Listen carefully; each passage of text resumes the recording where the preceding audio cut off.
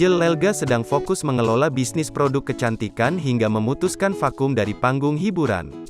Angel Lelga terus membagikan ilmu tentang perawatan kecantikan untuk para perempuan dimanapun berada.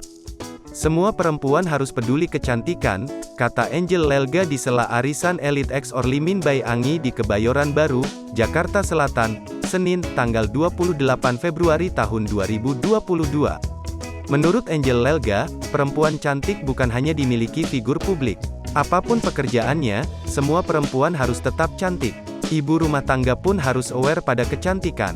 Kalau cantik, semuanya bahagia, ucap Angel Lelga. Tampil cantik juga tidak hanya merawat diri memakai skincare mahal.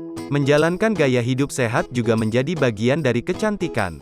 Perempuan harus menghargai diri sendiri supaya tetap cantik, kata Angel Lelga. Jangan sampai sudah mengeluarkan budget, tapi kita nggak dapat value. Saya dirawat seperti orang Korea, lanjutnya.